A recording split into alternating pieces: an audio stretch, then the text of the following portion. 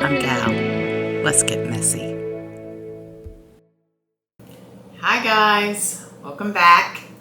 So, yay, we're officially moved in.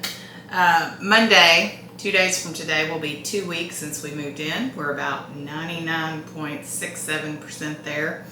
You know, got a few little odds and ends to take care of, but man, it's been a long 2 weeks. I'm so thankful it's over. But yeah, we'll talk about moving back home another day. But today, I wanted to play catch up. And one of these days, you know, I'll get my crap together, but that's not today. So we're going to play catch up today on a 6-part series I'm writing over on the website about autistic burnout. And it's going to cover everything from, you know, what is burnout to sensory overload, to masking, to recovery strategies and strategies to help hopefully prevent it going forward once you do pull yourself out of that deep, dark pit. And, you know, if you know, you know. So let's get started. Burnout awareness, it's increasing. Autistic burnout awareness, it's increasing. But there's still a lot being overlooked and under-addressed, specifically in the workplace. I think there's 2 reasons, in my opinion, that its awareness is increasing. Number 1, we're talking about it more, right? There's more of us that are speaking up about it. Number 2, though, is a lot of holistics are experiencing just typical burnout because of this hustle culture that we live in. You know, you read about it all over LinkedIn, TikTok, all the social medias, burnout. People are struggling. And I think it's one of those things that until you've experienced it, even on a lesser scale, until you've experienced it yourself, you can't fully appreciate what it means, right? There is a difference though. First, let's talk about how little research there is into autistic burnout. You know, it's almost completely absent from academic and clinical literature. But if you talk to autistic adults, their experiences are going to be nearly identical. You know, chronic exhaustion, loss of skills, which was a big one for me a couple of times, and, you know, reduced tolerance to stimulus. And it happens to autistic folks not only because of your, you know, typical job stressors, which, yes, is a huge part, but it's everyday things. And there's just this cumulative load that just overwhelms you, and we have all these barriers to support, and eventually you just can't get relief. You know, it's not something that a 3-day weekend or even a 2-week trip to the beach is going to fix. Expectations outweigh our abilities. You know, there's negative impact to our health, capacity for independent living, quality of life drops dramatically, and suicidal behavior is a key element for many people experiencing it. And what makes it even worse is the lack of empathy from the neurotypical community, social support, acceptance. There's no reduction in expectations, even for a short period of time, to allow people to recover, allowing us to do things our own way. You know, the way we need to, unmasking. It's just a whole big thing that it's like we're speaking 2 different languages, just like in everything else we do, right? And it is very distinct from occupational burnout, which is what most holistic people experience. And as I mentioned, are experiencing it more and more. I'm seeing it everywhere. And it's also different from clinical depression. So we have to keep talking about it. We have to keep explaining what it is. We have to keep sharing our experiences, our mutual experiences, because a lot of times you feel like you're completely alone. So what are the differences? Typical burnout is normally caused by work, right? Like I discussed. The hustle and grind culture, it's catching up with so many people. And I feel like that's helping holistics get a small taste of what autistic folks are experiencing, right? So those common symptoms, exhaustion, energy depletion, that's common with autistic burnout, though not quite as severe. Cynical, negative behavior, reduced professional efficacy at work, or decreased self-evaluation and output or performance. Physical and mental exhaustion, a sense of dread about work, the Mondays. Again, cynicism, reduced compassion towards others, feeling less capable at work, anxiety, headaches, muscle pains, all those things. That's typical burnout. But oftentimes, like I mentioned, a week's vacation is gonna clear things right up. You come back in, you're refreshed, ready to go. But with autistic burnout, we're talking extreme fatigue, like physically unable to complete tasks that we normally can. Mental inability to complete tasks that we normally can. And this is even after rest. It's increased sensory sensitivity. So where lights might normally bother you anyway, it gets to the point where it's almost like the lights just being turned on after you've been in the dark for a long time, and everybody can understand this feeling where you have to cover your eyes. That's what that feels like when you're in burnout. Sounds, everything's louder. Everything's loud anyway, you guys, but everything gets even louder. There's emotional exhaustion, an inability to even speak at times. I've been so deep in it that I had moments where I physically could not speak. And of course, there's the withdrawal, pulling away from friends and family because you absolutely have nothing left to give. And it impacts your daily life. It impacts every minute of every day. You get to a point where you can't even fake your way through a 15-minute meeting, right? So the commonalities are, the exhaustion, the emotional exhaustion, the withdrawal, the physical symptoms that autistic people also experience. So what leads to autistic burnout? We talked about what leads to holistic burnout. Autistic burnout, it's social obligations.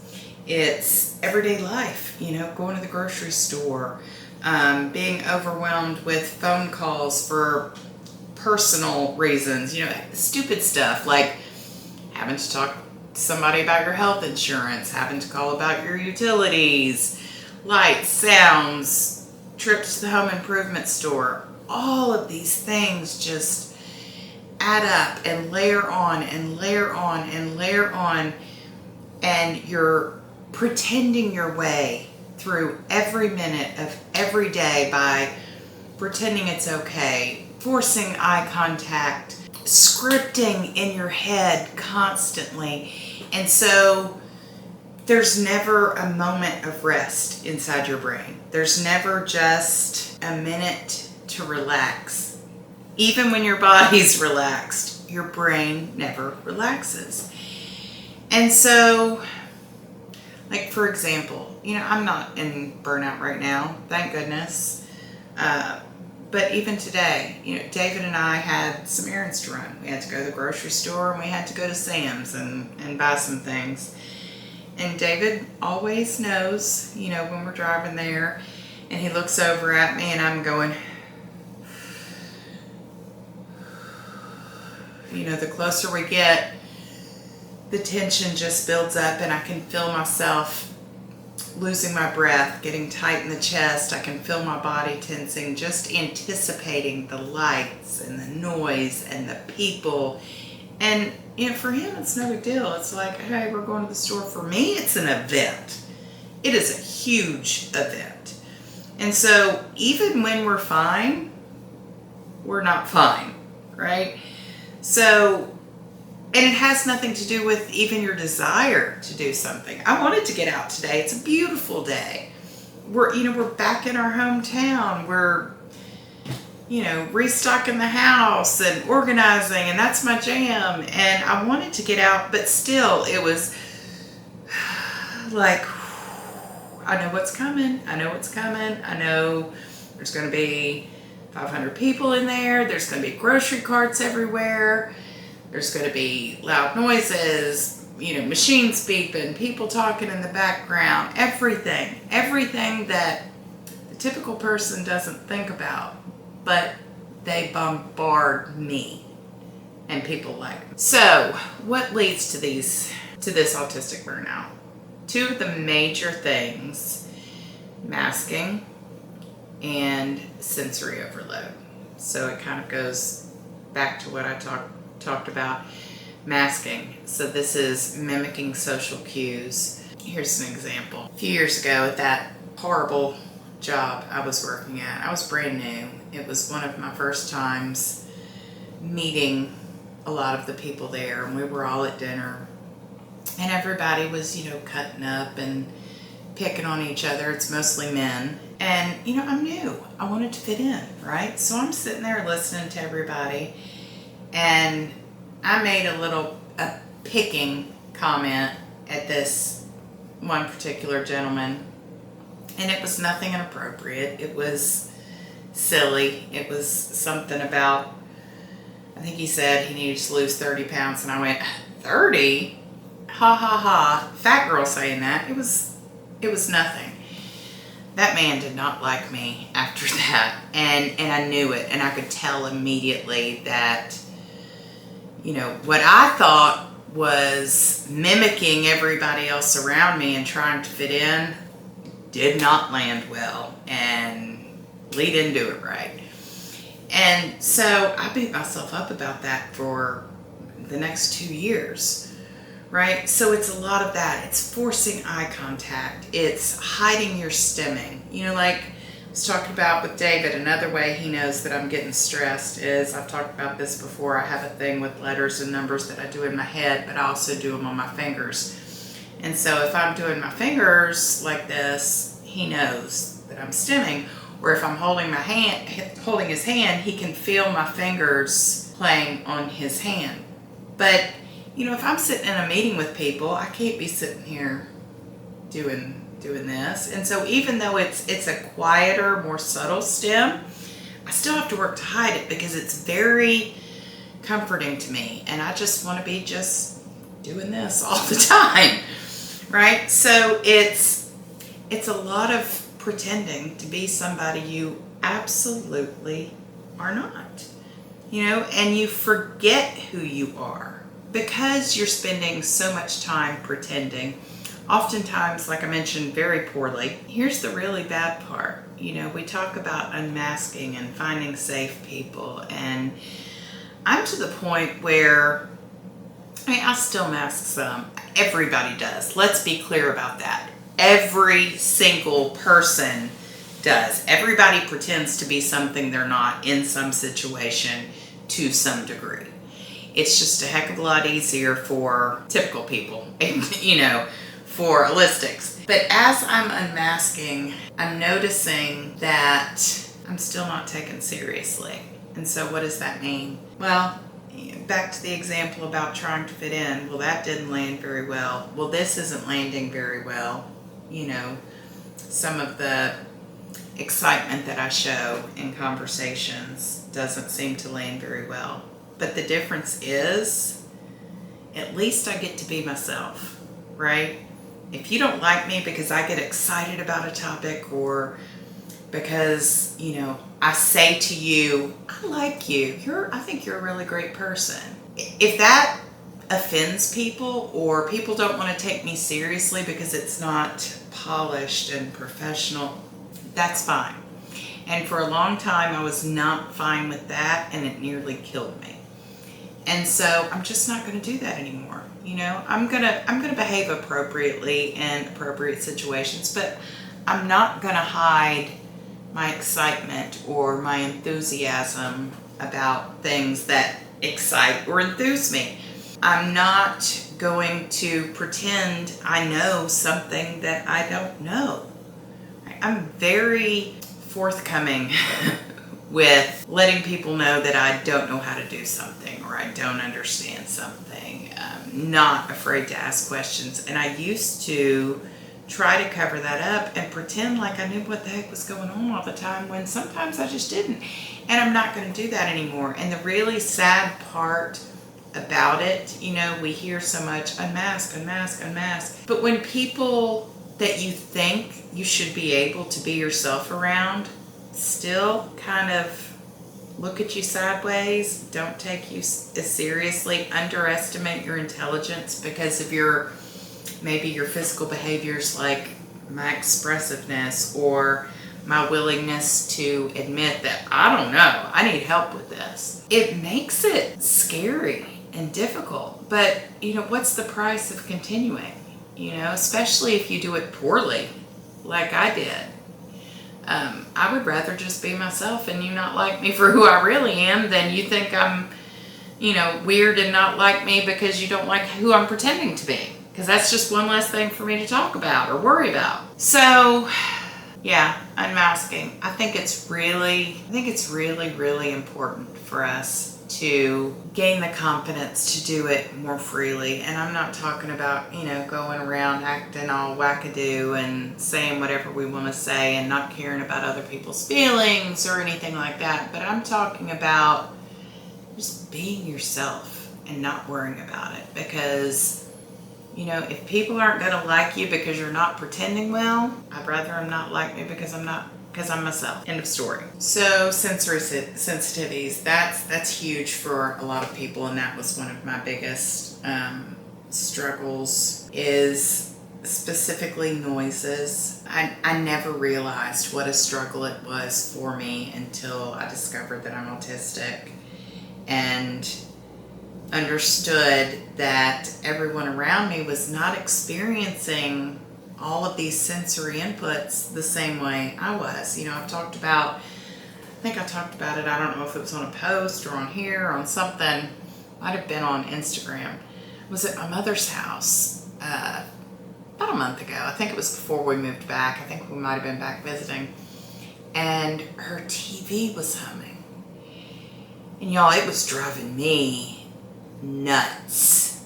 And I kept saying, why is your TV humming? Why is your TV humming? She couldn't hear it. So we had to get all the dogs out of the house, turn the volume down on everything. And she heard it and she was like, okay, whatever. Me, I'm sitting there, there's the dogs doing what dogs do. The TV's on, there's people in the background talking, and I could hear that humming.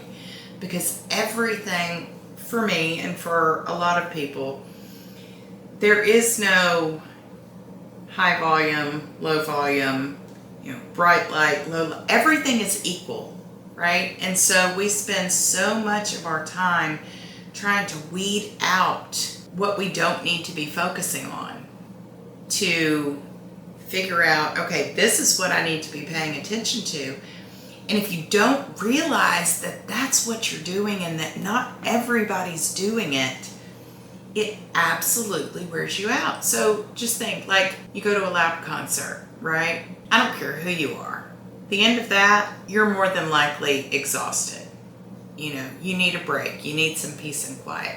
That is everyday life, is a loud heavy metal concert. And look, I love heavy metal.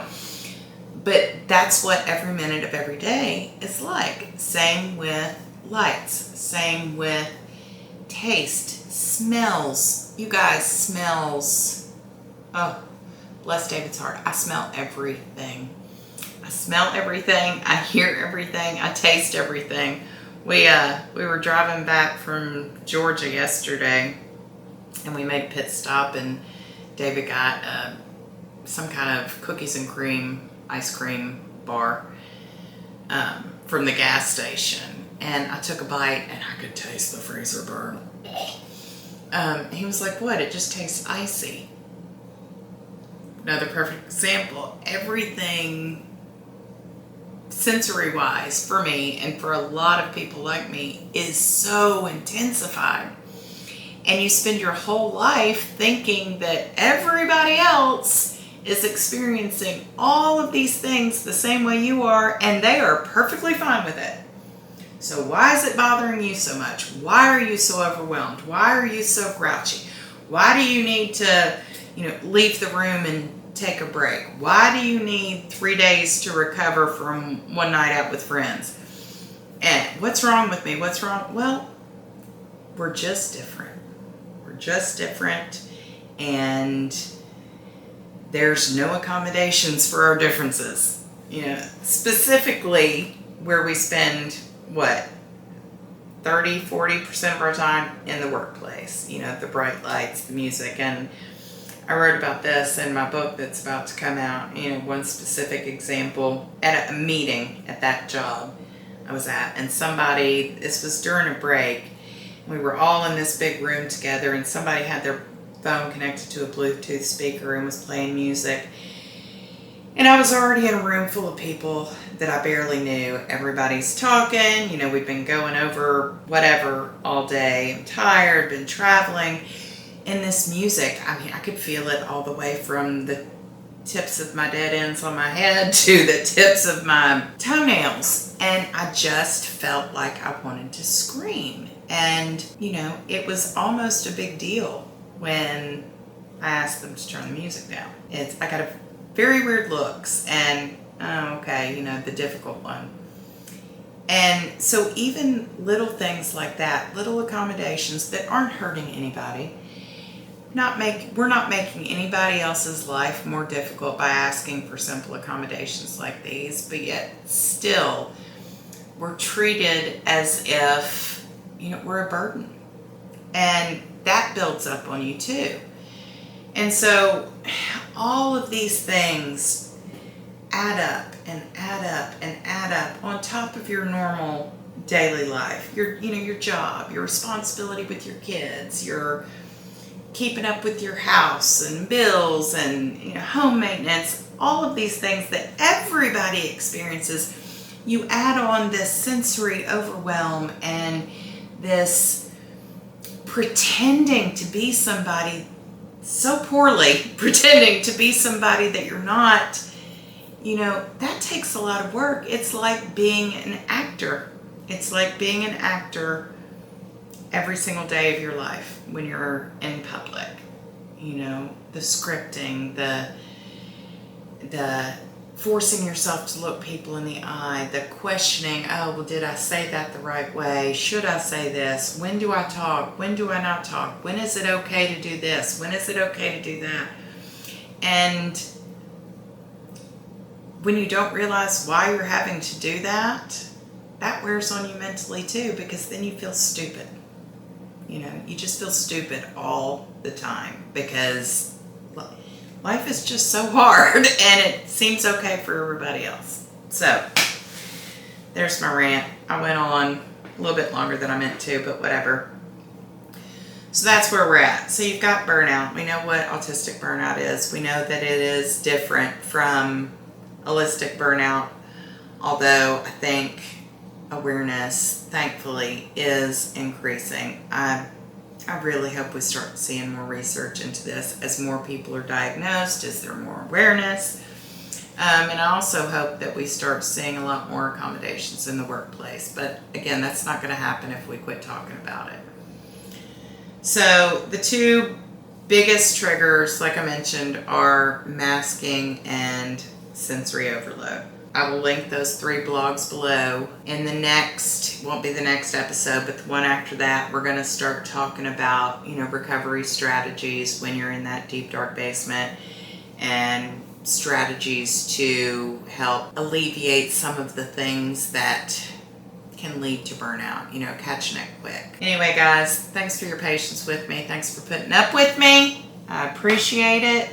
I'm so excited to be in our new house, our new setup, to hopefully finally get on some sort of regular schedule and not be all over the place anymore. But I appreciate your patience. I hope you all have a great week, and I will talk to you next time. I don't have anything else to say. Love you. Bye.